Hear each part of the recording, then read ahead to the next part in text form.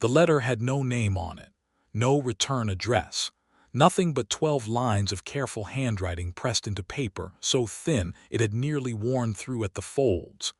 And Della Sutton had carried it in the pocket of every dress she had owned for 11 years without knowing who had written it. She had been 17 when it arrived, slipped beneath the door of the dry goods store her father ran in the small Kansas town of Harlan's Crossing, a town so flat and so quiet that the arrival of a stray dog caused 3 days of conversation. She remembered picking it up from the floorboards in the gray morning light, remembered thinking it had probably blown in from under the crack during a night wind, remembered unfolding it and reading it standing in her flour-dusted apron before her father came downstairs. The letter said, "I do not know how to say the things that want to be said. I have tried before and the words come out wrong and broken, so I will try just this once to get them right. There is something in this world that deserves to be said plainly, and it is this: you are the kind of person who makes a place worth being in. I have watched you carry kindness like it costs you nothing, and I think you do not know how rare that is. I am not a man who stays anywhere long, and that is my failing, not the roads. But I wanted you to know before I went that you changed something in me, something I did not know needed changing. You deserve a life that is wide open and full of light. I hope you find it. I hope it finds you." There was no signature. Della had read it so many times over the years that she had memorized it before she was 18, carried the words in her chest the way a person carries a song they cannot name but cannot stop humming. She had asked her father if he knew who had left it. He had shaken his head, said it was probably some passing ranch hand who had taken a fancy to her, and then he had gone back to weighing out flour, and that had been the end of it. Della had not let it be the end of it, not in her heart. She was 28 now, in the year of 1882, standing on the platform of the Abilene Rail Depot with a trunk at her feet and a carpetbag in her hand, and the letter folded in the breast pocket of her traveling coat, and her father was 6 months dead, and Harlan's Crossing had been sold because there was no money to keep it, and her only living relative, her mother's younger sister, had written from Clearwater, Texas, to say there was a room and a teaching position if Della wanted it. Della wanted it. She wanted anything that was forward motion, anything that was not standing still in a store that smelled like her father's grief and her own slow withering. The train west was crowded and hot and smelled of coal smoke, and too many bodies pressed together.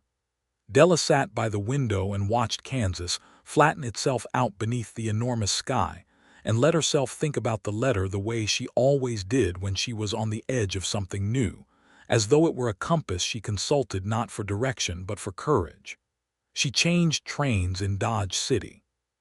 She bought a meat pie from a woman selling them from a basket near the platform, and ate it standing up because there was no bench left to sit on, and the dust came off the street in small red-brown waves, and the men around her were the kind of men that Dodge City was full of in 1882, cattlemen and gamblers and drifters, and a few respectable-looking families trying hard not to look at the others. She watched them all with the quiet, observant patience that 11 years of running a dry goods counter had given her. She was good at reading people. She had learned that most people were either trying very hard to be seen or trying very hard not to be. The man she noticed was the second kind. He was leaning against the far wall of the depot with his arms crossed and his hat pulled low, and he would have been entirely unremarkable except that he was watching a young boy who had dropped a bundle of papers across the platform, and the papers were blowing away in the wind, and every person on that platform was walking around the boy or stepping over his scrambling attempts to gather them. And the man against the wall unfolded himself from his lean, crossed the platform in 3 long strides, and quietly, without any flourish or expectation of thanks, crouched down and began collecting papers with the boy, handing them back in a neat stack, and then went back to his wall. He was perhaps 30 or a little past it, lean in the way that men get who work outdoors and do not have enough time to sit and eat regular meals. He wore a gray work shirt and dark trousers and boots that had been good once and were serviceable still, and the hat was a broad-brimmed plainsman's hat with a sweat stain at the band. And he had the kind of face that was not handsome in any easy or obvious way, but that had something in it, a quality of steadiness, of having considered things and come to conclusions that did not need advertising. He did not look at her. She looked at him a beat too long and then looked away at the street and finished her meat pie and told herself she was simply at loose ends, and that was why she was cataloging strangers. Her train to Clearwater departed 40 minutes later, and she forgot about him entirely. The teaching position was real, and the room was real, and her aunt, whose name was Marjorie Foss, and who was a small, fierce woman of 52 who had outlasted 2 husbands and was not in the market for a third, was warm and practical and smelled like lavender and pipe tobacco, which Della found inexplicably comforting. Clearwater, Texas, in the summer of 1882, was a town of perhaps 300 souls arranged around a main street with a saloon, a general store, a church, a livery, a small hotel, a smithy, and the schoolhouse where Della would teach the children of ranchers and farmers and the occasional Mexican family who had been in that valley since before Texas was Texas at all. "You will have about 14 students," Marjorie told her the first evening, pouring coffee with the efficiency of a woman who had poured 10,000 cups and did not intend to slow down. "Ages range from 6 to 15. The older ones think they know everything. They don't. The younger ones know more than they let on. Treat them all with respect and they'll mostly behave." "Mostly," Della said. "This is Texas," Marjorie said, as though that explained everything, and Della decided that probably it did. She started teaching in September when the worst of the summer heat had released its grip, and the evenings had taken on that particular golden quality that made everything look like the beginning of something. She was good at teaching. She had always been a reader, had grown up with books that her father ordered for her from back east because Harlan's Crossing had no library, and she understood that learning was not the same as being told things. It was the slow, patient work of building a world inside a person's mind where they could move around freely. The children responded to her.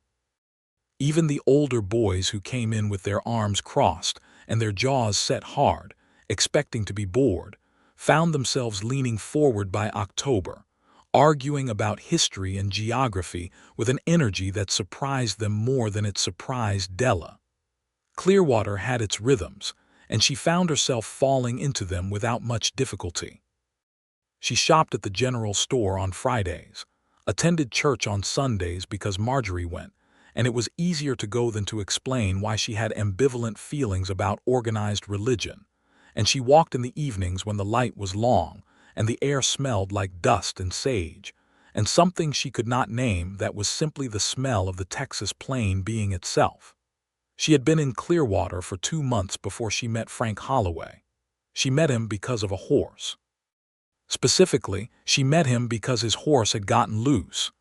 The gate latch at the livery where he kept it had worked itself free, which was the fault of the latch and not of the horse, though the horse was admittedly the kind of animal that took advantage of opportunities when they presented themselves. And the horse had walked its leisurely way down the main street at 7 in the morning, while Della was coming out of her aunt's house with a stack of books under one arm, and had stopped directly in front of her to investigate the books with a large, soft, intrusive nose. Della was not afraid of horses. She had grown up in Kansas.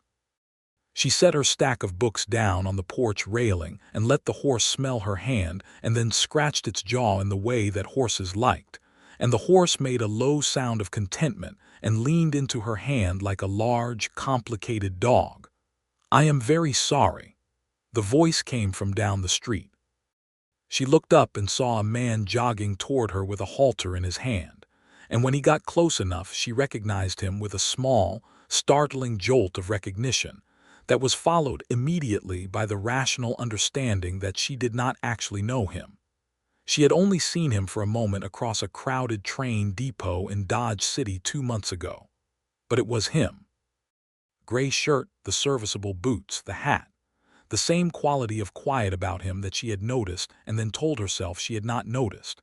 He came to a stop a few feet away and looked at her with an expression of sincere apology and something else, something she could not read in that first moment, only register as there. "He does this," the man said, reaching up to fix the halter. The horse allowed this with the calm of an animal who has already gotten what it wanted and is therefore cooperative. "I apologize. Did he frighten you?" "Not even slightly," Della said. "He wanted to look at my books." The man glanced at the stack on the railing. "He doesn't read." "Most people don't either," Della said. "But they like to look." The man looked at her then with his full attention, and she felt it the way you feel a shift in temperature, not dramatic, just noticeable, a change in the quality of the air. He had dark eyes and a weathered face and the kind of mouth that looked like it did not smile easily, which made her curious about what it looked like when it did. "Frank Holloway," he said, because he was clearly the sort of person who gave his name when he ought to and not before. "Della Sutton," she said. "I teach school here." "I know," he said. "My nephew is one of your students, Tommy Greer. He talks about you." "Tommy is very smart," Della said, because he was a boy of 10 with a round, serious face and an appetite for mathematics that put the older students to shame. "He says you let him read ahead," Frank said. "I let all of them read ahead if they want to," Della said. "The books don't run out." Frank Holloway looked at her for another moment with that steady, considering quality, and then he looked down at the horse with an expression that she could not read and said, "I should get him back before he finds more trouble." He paused. "Thank you for not being frightened of him." "Thank him," Della said. "He was very polite about it."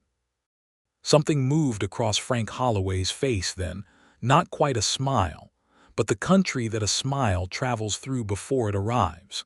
He touched the brim of his hat, which she understood to be both a greeting and a farewell, and led the horse back down the street toward the livery. Della picked up her stack of books and went to school and taught 14 children about the geography of river systems. And she did not think about Frank Holloway more than 3 or 4 times during the day, which she considered reasonable. Tommy Greer came to her after school that afternoon to return a book on arithmetic that she had lent him, and he said, in the matter-of-fact way that children say things, "My uncle says you were nice to his horse this morning." "Your uncle's horse was nice to me first," Della said. Tommy considered this with the gravity of a 10-year-old who took information seriously. "Uncle Frank doesn't say nice things about people much," he said, "but he said it about you." "What exactly did he say?" Della asked, and then felt immediately foolish for asking a 10-year-old to report on his uncle's opinion of her. Tommy shrugged with the elaborate carelessness of a child who knows he has said something significant and is enjoying the power of it. "Just that you seemed like a real person," he said, and ran off before she could ask what that meant. She thought about that on her walk home. A real person. She was not sure whether that was a compliment or simply an observation, but something about it settled in her chest with a strange warmth, like sun on stone. The Greer Ranch was about 4 miles outside of town, and Frank Holloway worked it alongside his brother-in-law, a man named Curtis Greer, who was Tommy's father. Frank was not a rancher by origin. She gathered this not from him but from the town itself, which was the way most things were gathered in a place this small.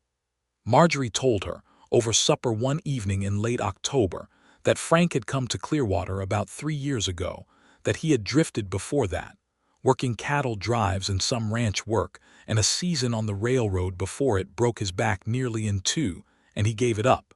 He had no wife and never had, as far as anyone knew. He kept to himself. He came into town for supplies and church, though his church attendance was as apparently ambivalent as Della's own, and he was known to be honest in his dealings and quiet in his habits, and that was about all anyone knew of him. "He's a good man," Marjorie said, refilling her coffee. "The quiet kind. The kind that works without being told and doesn't make noise about it." She looked at Della over the rim of her cup with eyes that had been reading people for 52 years and were very good at it. "Why do you ask?" "I met him this morning," Della said. His horse introduced us, said Marjorie, which was a word that contained a great many things and committed to none of them. November brought cold, and the cold brought the children inside in a way that summer heat never did. And the school had a good wood stove, and Della kept it fed. And the schoolroom had the quality of a warm, contained world that she loved. The smell of wood smoke and chalk dust, and the particular concentration of young minds working at something. Tommy Greer came to school on a Tuesday in the second week of November with a bruised jaw and a determined look that said he was not going to talk about it. And after the other children went home, Della kept him back not to question him, but to give him the third volume of a series on natural history that she had ordered from a bookseller in San Antonio. And she said, very carefully, "Is there anything you need, Tommy? Not about the book, about anything else." Tommy looked at the book for a moment and said, "Pa and Uncle Frank argued again." "About what?" she asked, and then said, "You don't have to tell me if you'd rather not." "Pa wants to sell the back 40, Tommy said. "Uncle Frank says it's the best grazing land they have, and it would be a short-term fix for a long-term problem. Pa says Uncle Frank doesn't have a stake in it the same way because it's the Greer name on the deed." He looked up at her. "Uncle Frank's got more ranch sense than anybody I ever saw, but Pa doesn't like being told things by someone who isn't blood." Della thought of the letter in her pocket, which she had not consciously thought of in a week but which was always there, and thought about the kind of person who makes a place worth being in. She thought about a man who worked without being told and didn't make noise about it. "Your uncle sounds like a person who is easy to take for granted," she said carefully. Tommy nodded. "Yes, ma'am," he said, with the directness of a child who does not see the point of pretending otherwise. She saw Frank in church the following Sunday. He sat 2 rows ahead of her and to the left, and she could see his profile when he turned slightly, and he had the look of a man who was listening with genuine attention rather than performative piety, which she respected. He did not see her until after the service, when they were both filing out into the cold, bright morning, and then he stopped on the church steps and said, "Miss Sutton." "Mr. Holloway," she said. "Tommy says you gave him another book," he said. "He finished the last one in 4 days," she said. "It seemed fair to reward that." "He reads at night with a candle," Frank said. "His mother worries about his eyes." "His eyes will be fine," Della said. "His mind will be richer." Frank Holloway studied her with that quality of consideration that she was starting to recognize as simply the way he looked at things he found worth looking at. "Can I ask you something?" "Yes," she said. "Do you think that's always true?" he said. "That the richer mind is worth the cost?" She thought about it for a moment, because he asked it seriously and deserved a serious answer. "I think it depends on what else you lose," she said. "If it's only sleep, then yes. If it's belonging, it's harder." He said nothing for a moment. The other churchgoers moved around them like water around 2 stones. Then he said, "That's an honest answer." "I try to give those," she said. "So do I," he said. "Most people don't like them." "Most people want to be agreed with," she said. "That's different from wanting the truth." He looked at her for another beat, and this time she was certain she saw something in his face that was more than consideration. It was something closer to recognition, the same startling sensation she had felt in the train depot, as though 2 things that had been separate were discovering a shared edge. "Good morning, Miss Sutton," he said, and touched his hat and walked off toward where his horse was tied. Della walked back to Marjorie's house and sat at the kitchen table for a while before she took the letter out of her coat pocket and read it again, for perhaps the 1,000th time in 11 years. She did not know why she read it then. She told herself it was habit. She was lying to herself, though she did not know it yet. December was the month that changed things, as December had a tendency to do. It changed because of the cold, which came in hard from the north, and because of a boy named Eli Marsh who was 12 and who lived on a homestead 8 miles from town, and who rode to school on a mule named Patience who deserved the name. The cold was too much for the mule one morning in the second week of December, and Eli arrived at school blue-lipped and shaking, with the particular rigid trembling of a body that has spent too long in wind that was not supposed to be this cold yet. Della sat him next to the stove and put her own coat around his shoulders and sent the oldest girl to the general store for hot tea. And by the time school was done, Eli was warm, but the temperature outside had dropped further, and Della was not comfortable with the idea of him riding 8 miles in it. She sent a message to the livery to ask if someone was riding in the direction of the Marsh homestead. The answer came back that nobody was, except that 30 minutes later Frank Holloway walked into the schoolhouse with his hat in his hands and said, "I'll take him. I've got business at the Hendricks place, which is close enough." He did not have business at the Hendricks place. Della did not know this for certain, but she suspected it because she was good at reading people, and the Hendricks place was in almost exactly the opposite direction from the Greer ranch. She did not say this. She said, "Thank you, Mr. Holloway," and helped Eli into his coat. "You saved his fingers," Frank said quietly, when Eli had gone out to collect his mule. "I gave him a coat and some tea," Della said. "People freeze to death in this country because nobody does the simple thing," Frank said. "You did the simple thing." She felt the warmth of that all evening. She did not examine it too closely. She was not quite ready to examine it too closely. He came back through town the following morning, presumably from whatever errand at the Hendricks place he had invented, and he tied his horse in front of the schoolhouse during the lunch hour and knocked on the door, and when she opened it he held out a small paper bag. "Peppermint sticks," he said. "For the children. I was at the store." He paused. "This is not an excuse to talk to their teacher." Della looked at him steadily. "It sounds like it might be," she said. He had the grace to look caught, which was the most readable expression she had seen on his face so far, and it did something extraordinary to the quality of his mouth. It softened it, curved it, and she discovered what his smile looked like. It looked like relief. It looked like a man who had been holding something tightly for a very long time and was experiencing the unexpected pleasure of putting it down. "May I come in?" he said. "The children are eating their lunches," she said. "They'll be very interested in those peppermint sticks." He came in. He distributed peppermint sticks to 14 delighted children with the slightly overwhelmed air of a man who did not spend much time around large quantities of small people. And Tommy looked between his uncle and his teacher with bright, knowing eyes that said a 10-year-old boy had figured out considerably more than the adults in the room had yet said aloud. After lunch, the children went out for their break and Frank Holloway stood by the stove and held his hat, and Della straightened the slates on the desks, and they talked. They talked about Tommy's reading, and about the winter that was coming, and about whether the Clearwater schoolhouse's roof would hold snow, and these were not the things they were really talking about. Underneath the words there was something else happening. The slow, careful recognition of two people who have lived primarily in their own minds for a very long time, and are experiencing the strange pleasure of finding another mind they want to be near. He left after half an hour and said he hoped the children enjoyed the rest of their day, and Della said she was sure they would, and neither of them said anything that they had actually wanted to say, but both of them knew it had been said anyway. That was December the 14th, 1882. On December the 17th he asked her if she would like to walk with him after church the following Sunday, if the weather held. The weather held.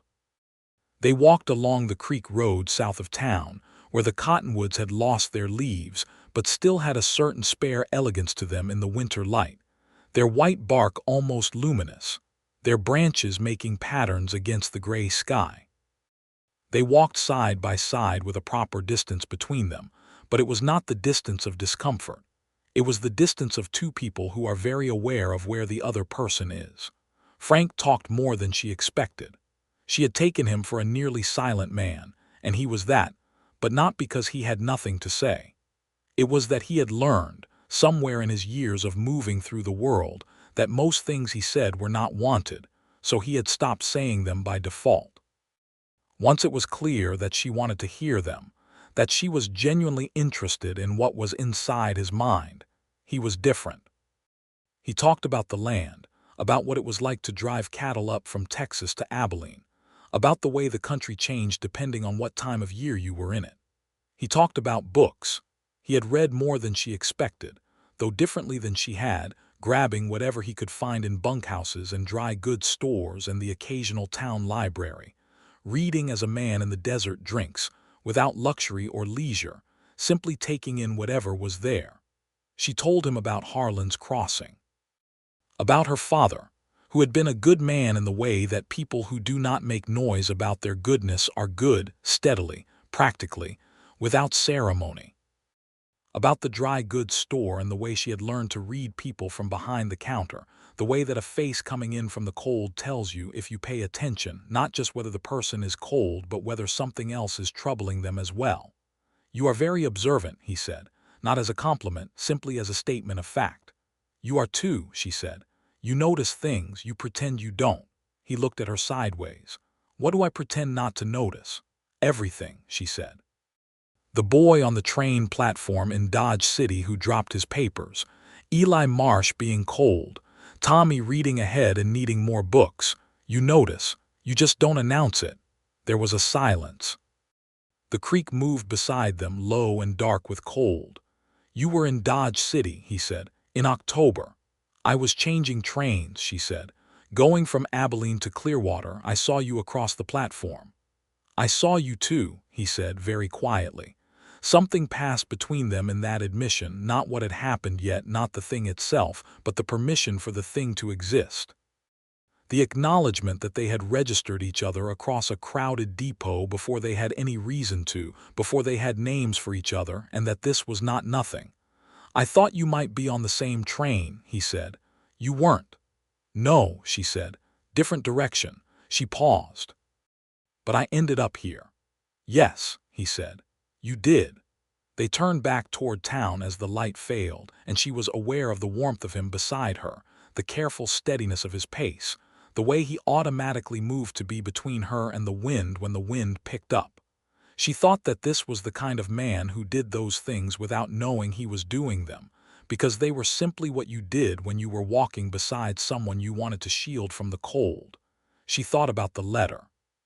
She did not know why she thought about it then, except that she always thought about it when something felt important, the way a person returns to a fixed point when the world is moving. She thought about the words, "There is something in this world that deserves to be said plainly," and she thought about Frank Holloway saying, "You were in Dodge City," very quietly, as though it was something he had been holding and had decided to set down.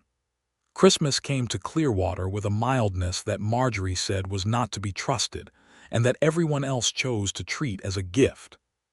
The church organized a small celebration, and there was a social in the evening at the hotel, which served the function of a community hall when one was needed, and Della went in her best dress, which was a deep green wool that had seen better days but still had good bones, and Frank Holloway was there with his sister Rebecca and her husband Curtis and Tommy.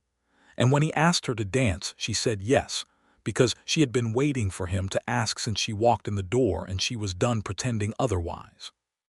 He danced the way he did everything, not showy but not clumsy, careful, attentive to the other person, making sure she was comfortable in the space. He held her with the correctness of a man who is aware that he is in public and who also cannot entirely help the way his hand feels at her waist, which was like a question he had been building up to for a long time. "I owe you something," he said after the first dance. "What?" she said. "The truth," he said. "About something I said before. I said I had business at the Hendricks place the evening I took Eli home. I didn't have business there." "I know," she said. He looked at her. "I told you," she said. "I notice things." He was quiet for a moment, then he said, "I wanted an excuse. To help a cold boy get home," she said. "To have a reason to be in your schoolroom for a minute," he said, and the plainness of it, the simple, direct, honest plainness of it was so characteristic of what she had come to understand about him that she felt it like a physical thing, like warmth. "You don't need an excuse, Frank," she said. He looked at her with those dark eyes, and she held his gaze without flinching, because she had spent 11 years carrying a letter about the rarity of plainly said things, and she was not going to look away when someone offered her one. "No," he said. "I'm starting to understand that." They danced 3 more dances that evening, which was noticed by everyone in the room, and Marjorie walked home with her in the cold night and said nothing except, "He's a good man, Della. The real kind," and then went to bed. January was cold and clear and long, and Frank came to Clearwater twice a week instead of once. He did not pretend there was always a reason. He came, and sometimes they walked, when the weather allowed, and sometimes he sat in the kitchen with Marjorie's tacit approval and drank coffee while Della graded her students' work, and they talked. She learned, over those long January evenings, that he had grown up in Missouri, the son of a farmer who was better with soil than with people. That he had left at 16 because leaving was the only thing that made sense, and the road was at least honest about what it was. That he had moved through Kansas and Colorado and Wyoming and Texas over 15 years of work that was always physical and always temporary, and that he had never written a letter in his life. Not one, not to his mother, not to anyone. The way he said it was not proud. It was more like a confession, or perhaps an admission of something he considered a failing rather than a distinction. "I'm not good at putting things into words," he said. "Not written ones." "You're good at the spoken kind," Della said. "Only lately," he said. "Only with you." She reached across the table and touched the back of his hand just briefly, just her fingertips, and felt him go very still under the touch, the way an animal goes still that has not been touched gently before and is not sure yet whether to trust it. "You're safe to talk to me," she said.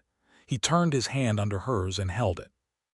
His hand was large and calloused and warm, and he held hers with a careful steadiness, as though she were something important that he did not intend to drop. "I know," he said. "That's what scares me." She understood that. She understood that being safe with someone is one of the most terrifying things in the world if you have not been used to it. February brought a thaw that everyone was grateful for, and then a late storm that came barreling down from the north, in a way that the old-timers said always happened when you let your guard down. And during the storm, Della developed a cough that turned worrying, and Marjorie put her to bed with hot poultices and a firmness that brooked no argument. And Frank heard about it from Tommy, who heard about it from his mother. And on the 3rd day of the storm, when it had settled to a hard gray drizzle, Frank appeared at the door with a covered dish. Marjorie let him in with a look that said she was making no comment and that her silence was its own comment. She took the dish, which turned out to be a stew that was considerably better than Frank's apparent domestic life suggested he was capable of making, and she brought it up to Della, who was sitting up in bed with a book and a somewhat diminished but present sense of humor. "He's downstairs," Marjorie said. "He looks like a man who would like to see you're still breathing." "I'm still breathing," Della said. "Go tell him that yourself," Marjorie said, and went back to her knitting. Della put on her wrapper and went downstairs with a care that suggested she was less well than she would have preferred, and Frank was standing in the kitchen by the window, looking out at the rain, and he turned when he heard her, and the relief on his face was so immediate and genuine, and completely without any attempt at concealment, that she felt something shift in her, something that had been considering moving for 2 months and had now decided. "You didn't have to come," she said. "Yes, I did," he said simply. She sat down at the table because she was not fully steady on her feet yet, and he sat across from her and looked at her with that steady quality, and they talked for an hour while the rain came down, and at the end of it he said, "When you're well, when you're properly well, I'd like to take you out to the ranch and show you the land, if you'd want to see it." "I'd want to see it," she said. He nodded. He stood to go, and at the door he paused with his hat in his hands and said, "I'm glad you came to Clearwater, Della." She had not been Della to him until then. She had been Miss Sutton. The change was as quiet and as significant as the change in a river when a stone is removed from its course. "So am I," she said. She was well within the week. He took her out to the Greer Ranch on a Saturday in March, when the first real warmth of the year had come in, and the land was doing the thing that land does in early spring in Texas, which is show you what it has been holding all winter. The green coming up through the old yellow grass, the wildflowers starting in the low places, the sky so blue it was almost aggressive about it. They rode out on horses that he had selected with care, because he knew that she was a competent rider but not an experienced one, and he had given her a gentle bay mare named Clara who had a very good opinion of herself and very sensible feet. He rode his own horse, the one she had met outside Marjorie's house in October, whose name turned out to be Bishop, which she found appropriate. The ranch land was beautiful in the particular way that open country is beautiful, not pretty in any arranged or deliberate sense, but large and real and full of its own logic, the kind of beauty that asks something of you, asks you to be equal to the space of it. Frank showed her the grazing land and the creek that ran through the back section and the stands of live oak that broke the wind from the north, and he talked about it with a quiet love that she recognized as the love of a person who has not had many things to love and has given this one the full weight of what had not been spent before. "Is this the back 40?" she asked. "The section your brother-in-law wants to sell." He glanced at her. "Tommy talks," he said. "Tommy trusts me," she said. "He told me because he didn't know what else to do with it." Frank was quiet for a moment, looking out over the land. "Yes," he said, "this is it." "It is good land," she said. "It's the best section they have," he said. "Sell it now for a quick fix and you're spending your savings for a problem that's about management and not resources.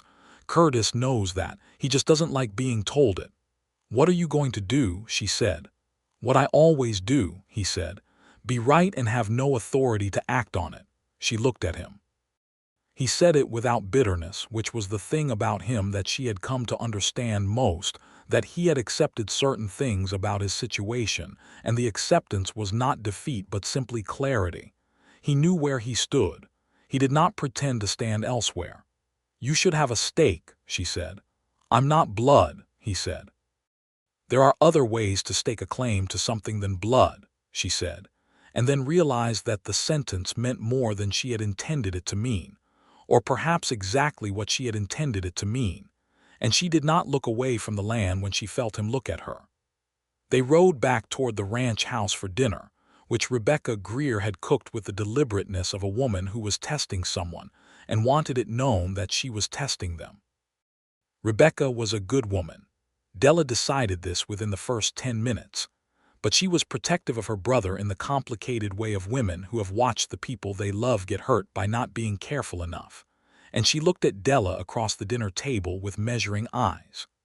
Curtis Greer was a man of 40 who had the look of someone who had spent too many years being right about smaller things to notice when he was wrong about the larger ones.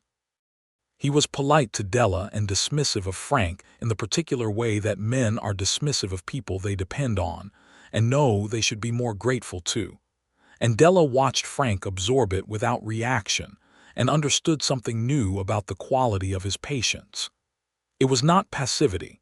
It was the patience of a man who had decided what mattered and what did not, and domestic politics did not.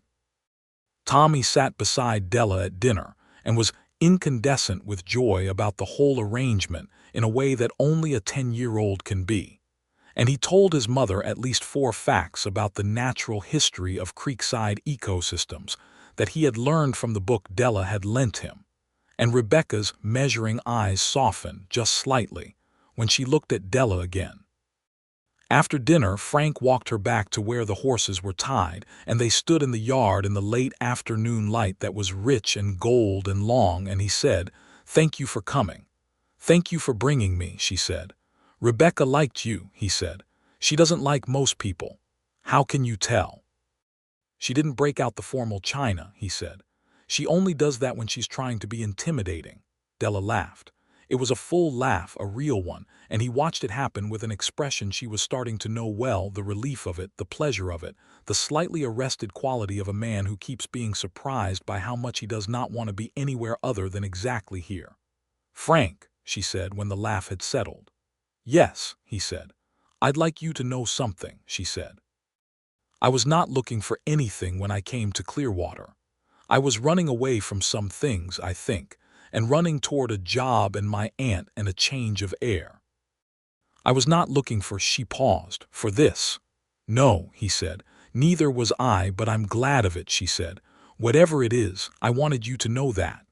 He looked at her for a long moment and then he said, so am I, Della, I am very glad of it. And then, carefully, as though it were something he had been thinking about for a while and was not doing carelessly, he reached out and tucked a loose piece of hair behind her ear, his fingertips barely grazing her cheek, and the gesture was so tender and so careful that she felt it in her chest like a struck bell. The spring moved forward with the particular purposefulness of Texas springs, which do not linger, they arrive in a rush of warmth and green, and then step sideways into early summer before you have finished appreciating them. Della and Frank fell into each other the way things fall when they have been building in that direction for a while and have simply been waiting for the right angle. He came to see her twice a week without fail. She baked things for his horse, which was a habit she had started as a joke and which Bishop clearly considered a binding social contract.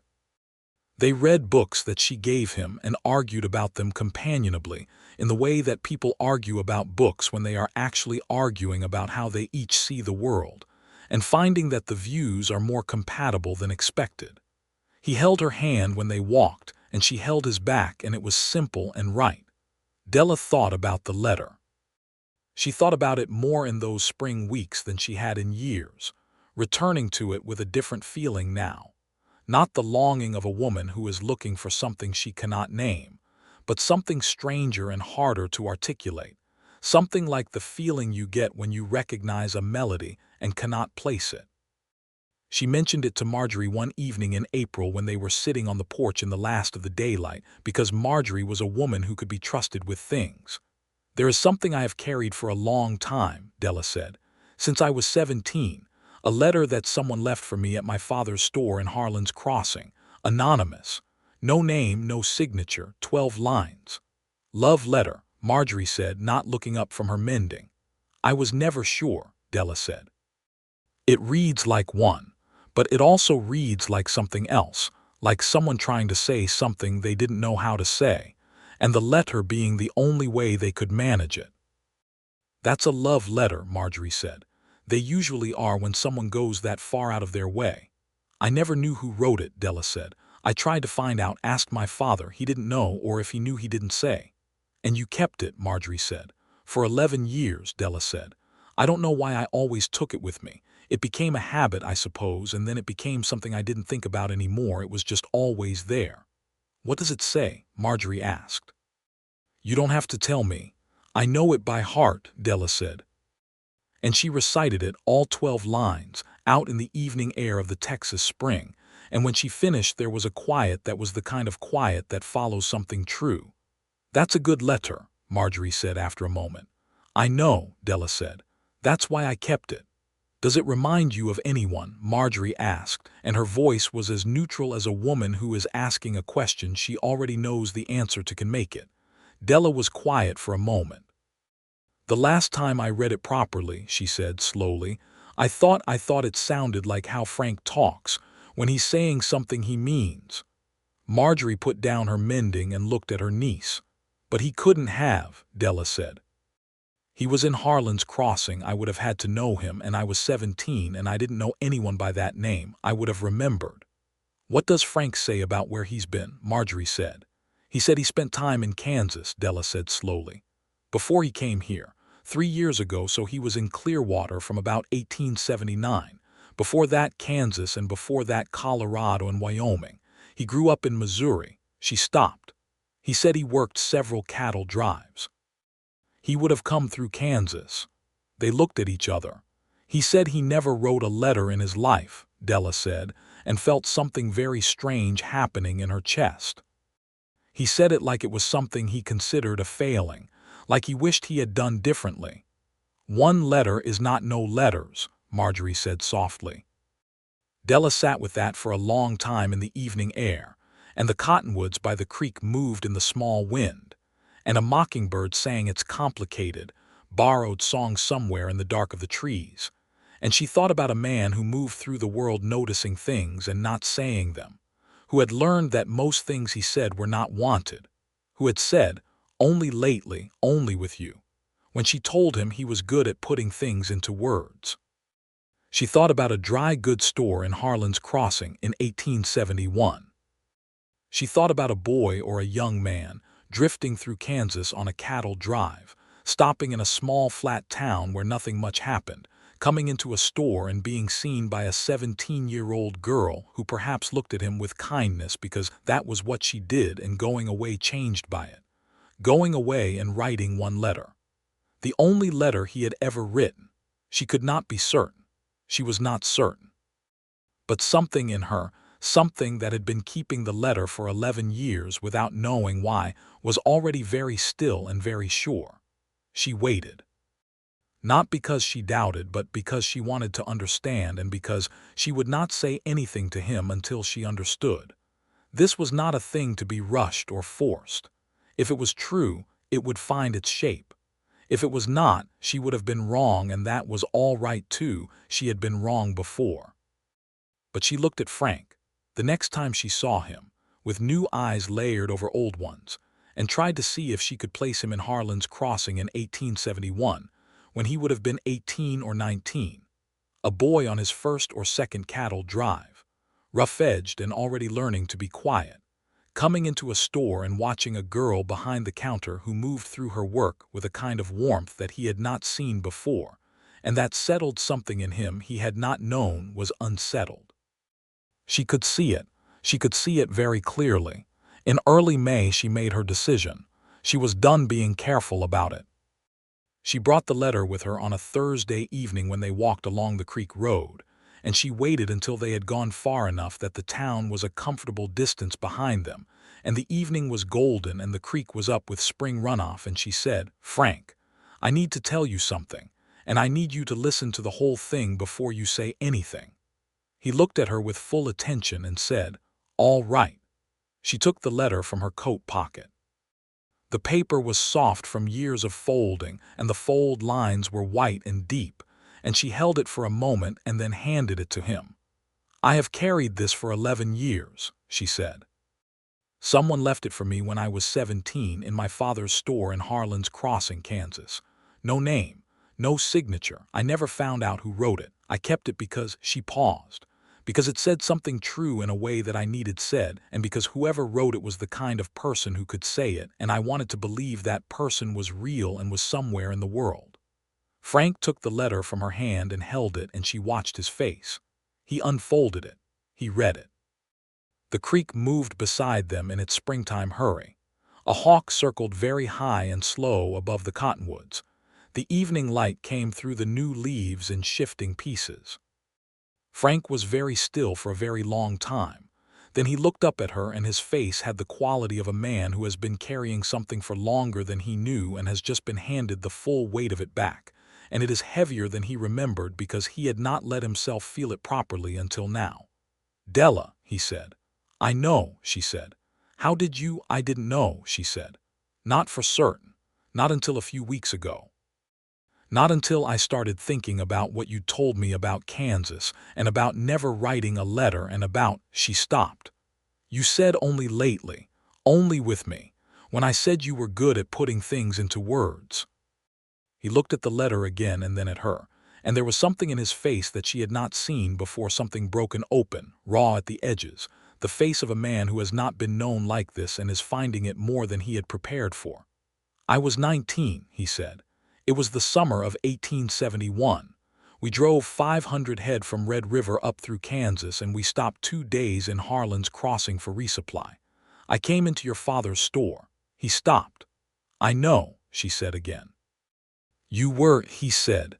"You were helping a woman who was crying. I don't know what she was crying about. But you came around from behind the counter, and you took her hands, and you talked to her quietly, and you didn't look around to see if anyone was watching you do it. You just did it because it needed doing." He paused. "I stood in the doorway for maybe 2 minutes, and then I came in and bought what I needed and left without speaking to you. You looked up when the bell rang, and you smiled. Just a general smile, not at me specifically. And I drove 500 cattle north and thought about that smile for 6 weeks. Della felt the words land one at a time like something heavy and precious. And I wrote the letter, he said. I didn't know what I was doing. I borrowed paper from the cook and I sat up half the night trying to say something worth saying, and I came back south through Harlan's Crossing at the end of the season. I didn't have the courage to give it to you directly. I didn't think you would know me. I put it under the door of the store in the dark. November, Della said. I found it in November of 1871. Yes, he said. I was 17, she said. I know, he said. I knew it then. I was not trying to. I was not intending anything improper. I just wanted to say the thing before I was gone, because I thought if I didn't say it then I never would, and I was right about that, because I didn't write another letter after it, not in 11 years. I know that too, she said. He stood there holding the letter and looking at her, and she could see him trying to find words for something that was larger than words, which was the same problem he had had when he was 19 and sitting up by a campfire in Kansas trying to say something true. I am not good at this, he said. I know, she said. You are getting better at it. Della, he said, and stopped. Frank, she said. I did not know it was you, he said, when you came here. I didn't remember your name. I might never have known it. I knew your face somewhere deep, but I did not know that it was you until he stopped again, looked at the letter, looked at her. When did you know, she said. Slowly, he said. The same way you know something in a dream, not one moment, many moments, the way you are with people, the way you talk, the way you notice. And I thought, but I told myself it was impossible, that it was foolish, that I was making something out of nothing because I wanted there to be something. He paused. When exactly? Yes, she said. When exactly did you know? The evening of your walk in December, he said quietly. I walked back to the livery after I left you at your aunt's door, and I stood in the dark next to Bishop's stall, and I knew. And I did not know what to do with knowing it, so I didn't say anything. You didn't say anything for months, she said. I am not a man who says things quickly, he said. No, she said. You're not. She stepped forward and took the letter from his hands, because it was hers and had been hers for 11 years, and she folded it carefully and put it back in her coat pocket. And then she reached up and put her hand on his jaw, her palm against the rough warmth of it. And he closed his eyes briefly like a man receiving something he had not expected to be given. You wrote me one letter, she said, 11 years ago, and I kept it for 11 years without knowing it was you. And then I came to Clearwater and your horse introduced us. Bishop has always had good instincts, Frank said, and his voice was rough with everything that was in it, and she felt the corner of his mouth curve under her palm. Frank, she said. Yes, he said, and his eyes were open now, and he was looking at her with all of it visible. The steadiness, the depth, the thing that had been growing since November of 1871, when a 19-year-old boy slipped a letter under a door in the dark and walked away not knowing that the girl who would find it in the morning would keep it for the rest of her life. She kissed him. She did it simply and directly, because she was a woman who had spent 11 years on something uncertain and was done being uncertain. And his mouth was exactly as tender as she had expected, and his hands came up to her arms and held on with the careful, contained strength of a man who is very aware of how much he is feeling and is determined not to overwhelm her with it. When they separated, she rested her forehead against his collarbone and felt him breathe, and he rested his chin on top of her head, and they stood there beside the creek in the May evening with the water running loud and the hawks still circling, and the whole wide Texas sky doing its enormous patient thing above them. I would like to write you more letters, he said. She laughed into his chest. You can try, she said. You are better at talking. I am better at talking since you, he said. Then talk to me, she said. He did. He stood there with her and he talked quietly about all of it, about the years between the letter and now, about the drives and the railroads and the drifting and the slow realization that what he was looking for was not a place but a person, which was a harder thing to find. About coming to Clearwater and finding, to his surprise, that he liked staying.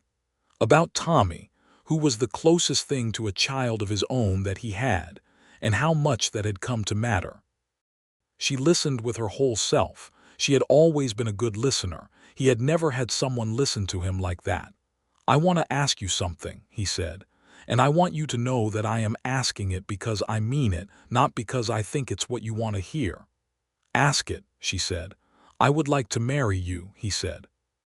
"I would like to marry you, and I would like you to know that I understand you have a life that is your own, your teaching, your aunt, your books, your particular way of doing everything, and I am not asking you to give any of that up. I am asking to be part of it, if you'll have me." She lifted her head and looked at him. "That is the most Frank Holloway proposal I can imagine," she said.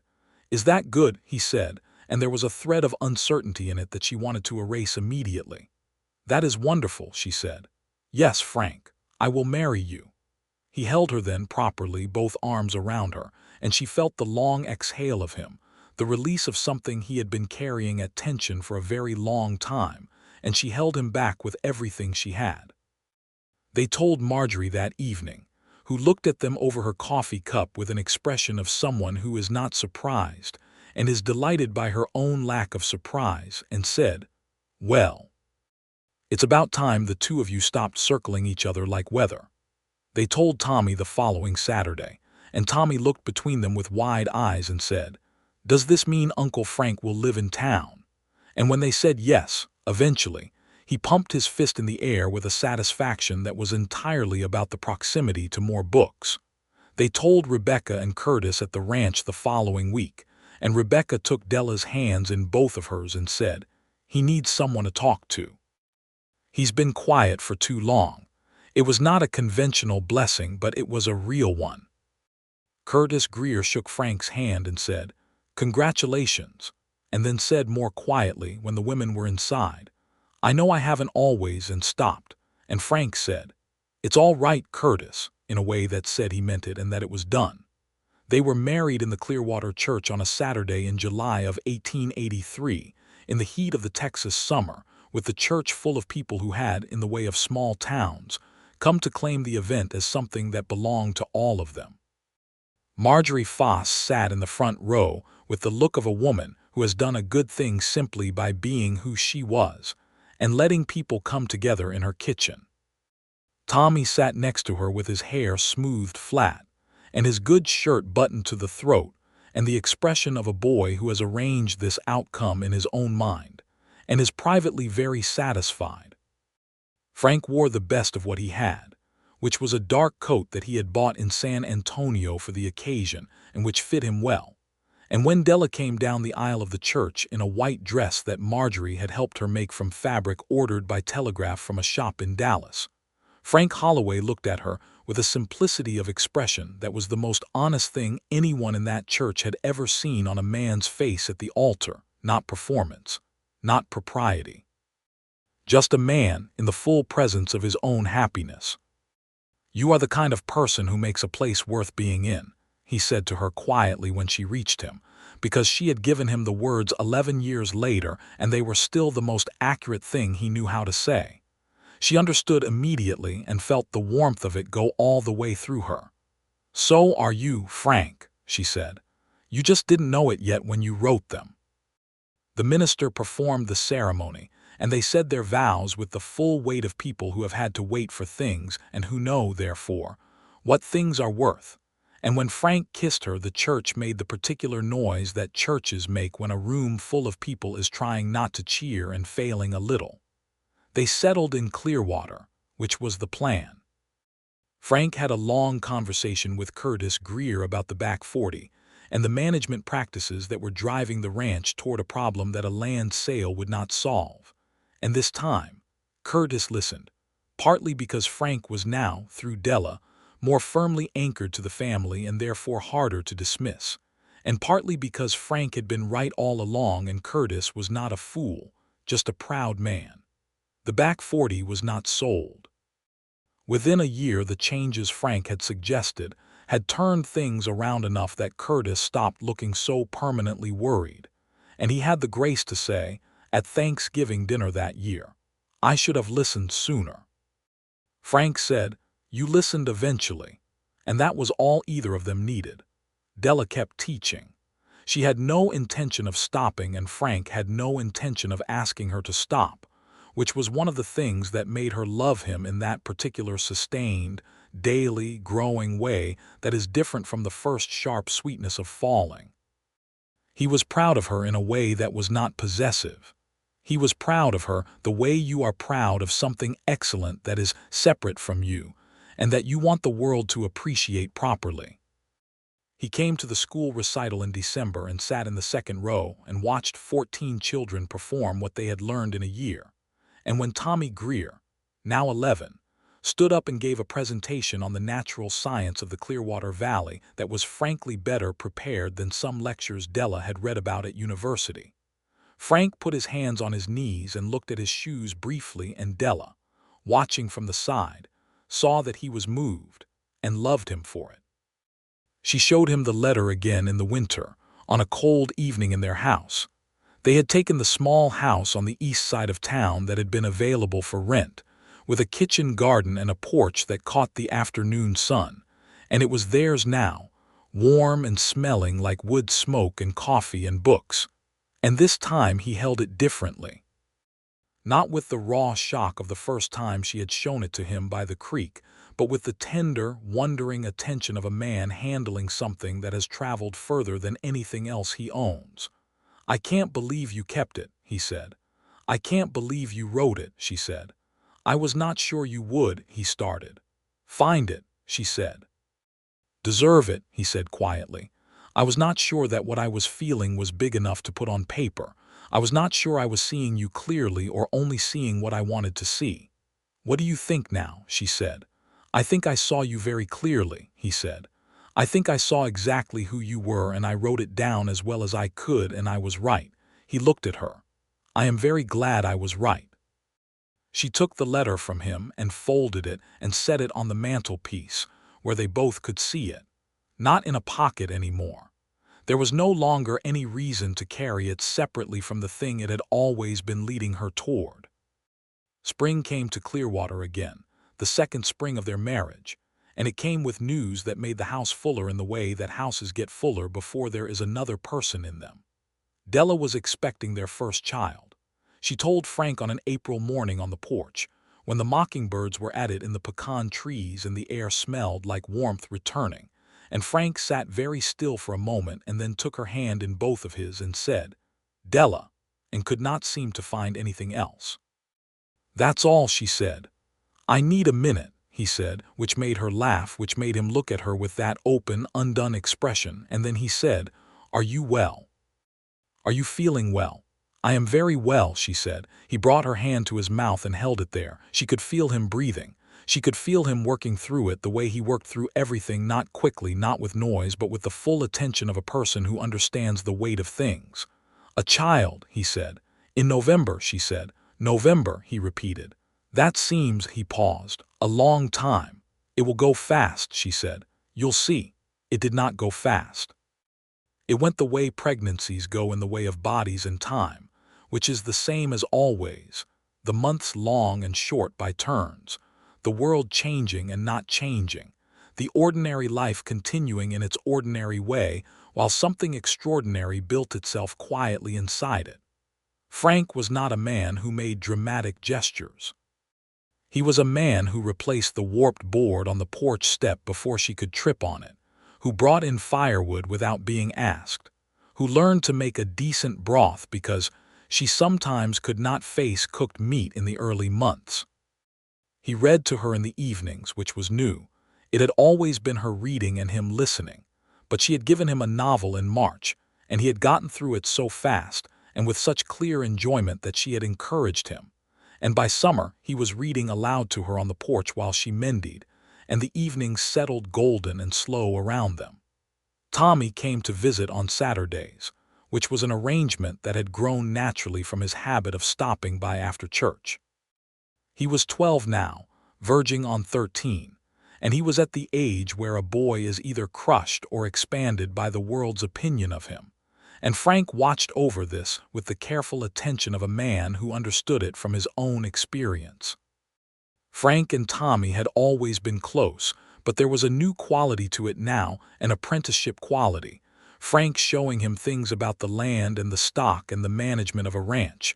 Tommy absorbing it with the intensity of a boy who is making himself deliberately capable.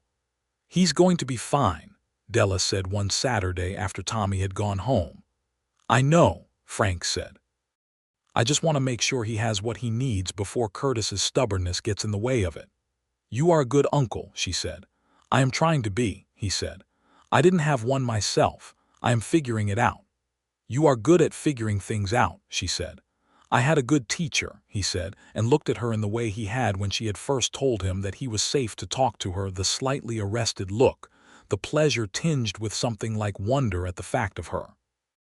Their son was born in November of 1884, in the middle of a cold snap that sent the temperature plummeting 3 days before the birth, and had Frank pacing the kitchen with a regularity that Marjorie, who had come to stay for the occasion, described as "a man walking a trench in my niece's floor." Marjorie had sent for the doctor from the next town over, and she ran the birth with the efficiency of a woman who had seen most things and was not alarmed by them.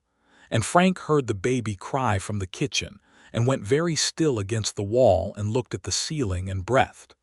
Della named their son James Holloway, for no particular reason except that it fit, and when Frank held him for the first time in that cold November room with the lamp burning warm against the dark outside, he looked down at his son's face, the unfocused, ancient, entirely new face of a person who has just arrived, and then he looked up at Della, who was exhausted and triumphant and entirely herself, and said, "You should rest." "I know," she said. "Are you all right?" "No," he said simply. "I have never felt like this before. I don't have words for it." "You don't need words," she said. "No," he said, "I don't." He sat beside her with James in his arms, and she put her head on his shoulder, and they let the feeling be what it was, which was too large for a room and precisely the right size for a life. James Holloway grew at the rate that babies grow, which is so fast that adults who see them regularly are always surprised, and adults who have been away are always astonished. He had Frank's dark eyes and Della's quality of attention, even very young. He looked at things with a seriousness that made Marjorie say he was going to be either a doctor or a judge, and probably whichever one paid better. He was a sturdy, curious, fundamentally good-natured child, who was also possessed of a will that Della recognized as her own and Frank recognized as his own, and both of them found simultaneously charming and alarming. The years in Clearwater settled into the shape of a life, not the shape of a dream, which is static and perfect, but the shape of a life, which is dynamic and imperfect and full of the particular joy that comes from real things rather than imagined ones. Della continued teaching. The school grew as the town grew, because 1885 and 1886 brought new families to the valley, homesteaders and small ranchers, and a Mexican family named Vega who had been in the region for generations, and who had a daughter named Luz that Della quickly identified as the sharpest student she had taught.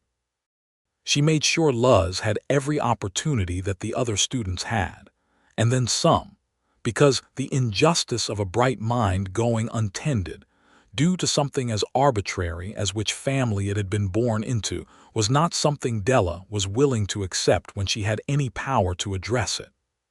Frank watched this with pride and said nothing about it at home because she did not need him to say anything. She knew what she was doing and why, and she would have done it whether or not he approved, which was one of the things about her that he never stopped finding admirable. The Greer Ranch stabilized and then, slowly, over the following years, prospered. Curtis's stubbornness had been matched by Frank's patience, and the land had rewarded both of them. And by 1886, they had expanded the herd in the south section and brought on 2 hired hands to manage it. Tommy had turned 14 and was spending every free hour on the ranch with an intentionality that made Frank think his nephew had already made up his mind about what his life was going to be. "He's going to be a rancher," Frank said one evening. "He's going to be a rancher who reads," Della said. "Which is the best kind?" Frank smiled. It came easily now, more easily than it had when she first met him, the way things that are exercised grow more flexible. His smile was still the smile of a man who had not come by it carelessly, and that was what she loved about it. It always meant something. The letter lived on the mantelpiece. Not in a frame or any formal display, just folded, propped against the clock, present. Visitors occasionally asked about it, and Della told the story, which became over the years a story they told together, each knowing their part, Frank supplying the 19-year-old boy hunched over borrowed paper by a campfire in Kansas, and Della supplying the 17-year-old girl finding it in the gray morning light. And the story always had the same quality in the telling, the quality of something that was always going to happen. That had taken 11 years and a coincidence of trains and a horse with good instincts to arrange itself, but that had always been, in some way, inevitable. In the spring of 1887, Della discovered she was expecting again. This time James was too, and already fully convinced of his own centrality to the universe, which made the pregnancy feel different, busier, louder, less contemplative, but also richer in the particular richness of a family that is already underway rather than beginning. Frank handled the busier and the louder with his usual steady grace, and James, who had attached himself to his father with the devoted loyalty of a very small person who has correctly identified where the quality is, followed Frank everywhere that was safe and talked non-stop in the way of a 2-year-old who has many important observations to share. Their daughter was born in September of 1887, easy and fast as though she had made up her mind to arrive and saw no reason to delay. They named her Clara, for the gentle bay mare that Della had ridden on the first day Frank had shown her the land, Frank's suggestion, which surprised her until she thought about it and then did not surprise her at all. Clara Holloway was from the first moments of her life a person of definite opinions, which she expressed with a volume that was impressive for her size. She was also, beneath the volume, deeply affectionate, a child who wanted to be held and held others back with the full force of her small person. James regarded her initial arrival with the wariness of a dethroned monarch, and then, within about 10 days, transitioned to a possessive pride that Frank and Della found equally characteristic. "He's very like you," Della told Frank one evening, watching James patrol the perimeter of Clara's cradle as though it were something he was responsible for. "He's like both of us," Frank said. "He is," she agreed. "The best of both, I think." "That's too much to put on a 2-year-old, Frank said. "It's not pressure," she said. "It's observation. He is what he is. We just get to watch." Frank put his arm around her, and she leaned into him in the way she had learned to do over 4 years of this. The way of knowing exactly how you fit with another person, the knowledge in your body of where the warmth is and how to settle into it. The evening was quiet except for the small sounds of children almost asleep, and the fire, and the cottonwoods outside doing their patient thing in the night wind, and the town of Clearwater going about its ordinary business at the close of an ordinary day, and none of it was small or ordinary at all. Marjorie came to see the baby and stayed 2 weeks and left with the look of a woman who has accomplished everything she intended to accomplish without ever saying explicitly what she was intending, and at the door she held Della's hands and said, "Your father would have been very pleased." Della felt the truth of that settle into her. "He liked quiet men," she said. "He liked real ones," Marjorie said. "Same as you." Tommy Greer, now 15, came to see Clara and held her with the slightly terror-stricken expression of a teenage boy holding a baby for the first time. And Clara, who had opinions about everything, evidently did not have an objection to Tommy because she fell asleep in his arms, which made him go very still and look at Frank with wide eyes, and Frank said, "Don't move for about 10 minutes," and sat down to wait, and it was one of those small moments that have no importance except that they do. Except that they contain everything about what a family is, and what an uncle is, and what a boy becoming a man looks like when he doesn't know anyone is watching him become it. The years built on each other the way years do, not as a series of events but as an accumulation of a life, the seasons and the work and the children and the town growing around them.